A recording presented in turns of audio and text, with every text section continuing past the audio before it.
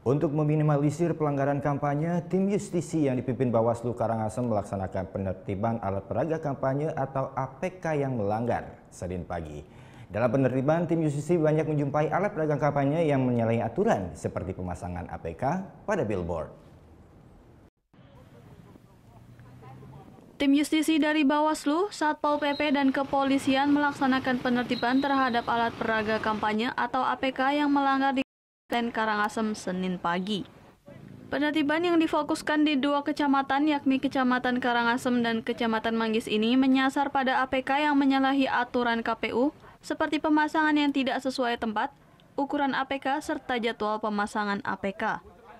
Dalam penertiban ini, pelanggaran yang paling banyak dijumpai yakni pemasangan alat peraga kampanye pada billboard yang tidak sesuai peraturan. Dalam aturan PKPU nomor 23 tahun 2018 tentang pelaksanaan kampanye dijelaskan, setiap satu partai politik hanya diperbolehkan memasang 2 buah APK pada billboard di setiap kabupaten. Di setiap kabupaten, partai itu hanya bisa memasang APK di billboard sebanyak 2 buah. Nah, kita sudah berkoordinasi juga dengan, selain bersurat, kita juga berkoordinasi secara lisan dengan pengurus-pengurus partai untuk kita tertibkan.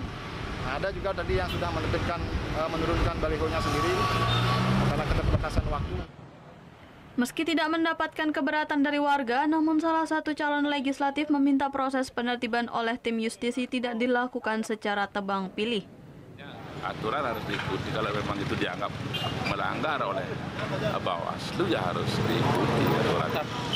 Bawaslu pasti sudah memiliki pertimbangan tertentu untuk melakukan penilaian. Kedepan, penertiban APK yang melanggar ini akan terus diintensifkan sehingga pelanggaran kampanye di Kabupaten Karangasem dapat ditekan sedini mungkin. Kadek Martana melaporkan untuk NET. Oh ya beneran. Iya, oke. Nah, udah kan nonton beritanya? Jangan lupa di-subscribe, di-like, dan juga di-komen ya akun YouTube dari Net Bali.